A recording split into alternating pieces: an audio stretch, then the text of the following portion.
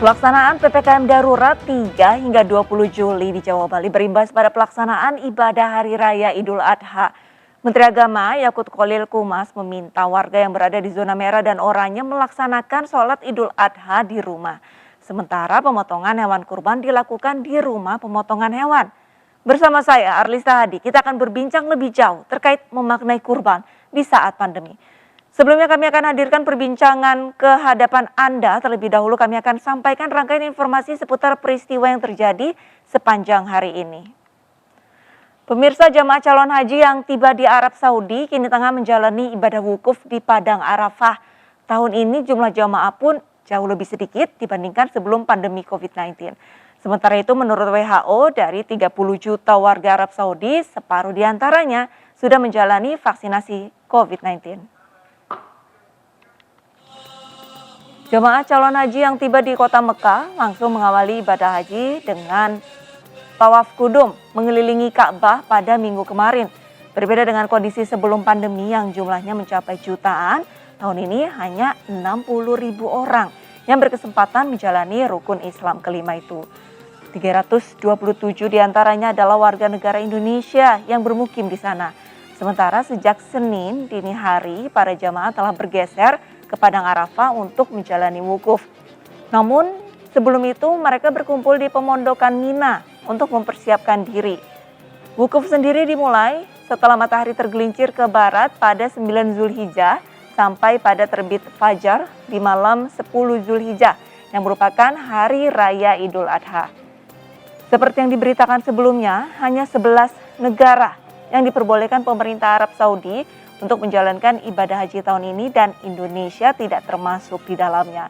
Pemerintah Arab Saudi sendiri telah menutup perbatasan negara berbulan-bulan lalu untuk mencegah penyebaran virus corona yang telah merenggut 7.500 nyawa dari 462.000 kasus positif yang tercatat.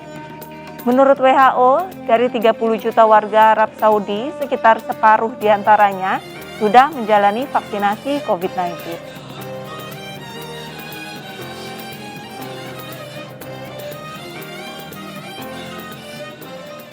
Sementara itu pemirsa, Kementerian Urusan Haji Arab Saudi menciptakan beragam inovasi teknologi dalam memantau kesehatan seluruh haji.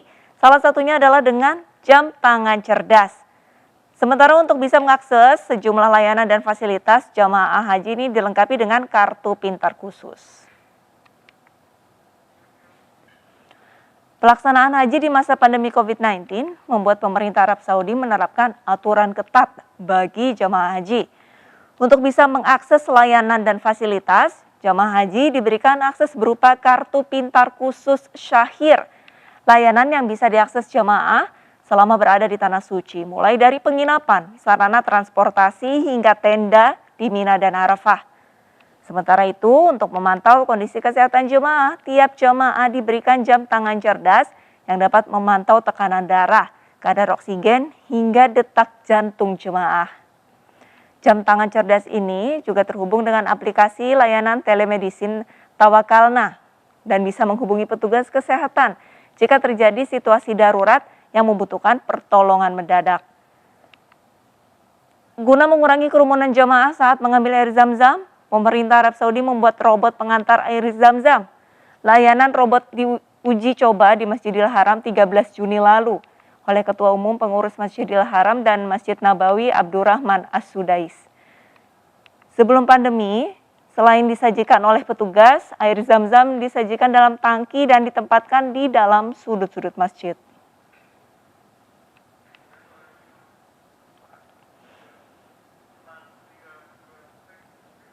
Kita beralih ke informasi lain, pemirsa. Sejumlah pedagang hewan kurban di Tangerang Selatan, Banten ini mengaku omset penjualannya berkurang hingga 90% jika dibandingkan dengan Idul Adha tahun lalu.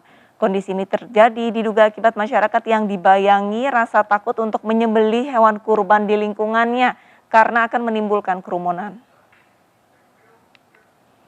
Sehari menjelang Hari Raya Idul Adha, sejumlah pedagang hewan kurban di Tangerang Selatan, Banten ini mengaku sepi pembeli. Karena sepinya pembeli, omset penjualan hewan yang biasanya melonjak sehari sebelum Idul Adha kini berkurang drastis hingga 90%. Para pedagang menduga selain turunnya daya beli masyarakat akibat pandemi, rasa takut untuk menyembelih hewan kurban karena bisa menimbulkan kerumunan yang menjadi faktor utama sepinya pembeli. Kerugian ini semakin terasa karena harga hewan kurban baik kambing maupun sapi dari peternak sudah cukup tinggi.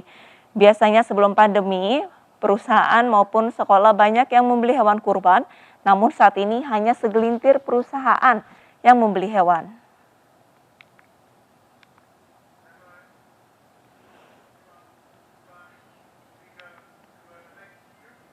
Pemirsa, kerugian tidak hanya dialami para pedagang hewan kurban. Tahun kedua masa pandemi COVID-19 dan diterapkannya kebijakan PPKM darurat juga berdampak pada penjual kulit ketupat.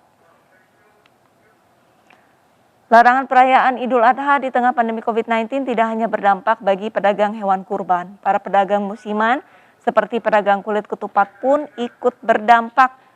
Meski sudah memasuki H-1 Hari Raya Idul Adha, pedagang kulit ketupat masih terlihat sepi, baik dari para pemesan maupun para pembeli yang datang langsung.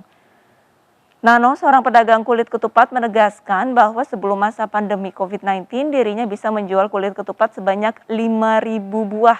Namun kini hanya bisa menjual 200 hingga 700 kulit ketupat saja. Nano berharap agar kondisi ini dapat kembali normal supaya para pedagang musiman seperti dirinya dapat bertahan hidup.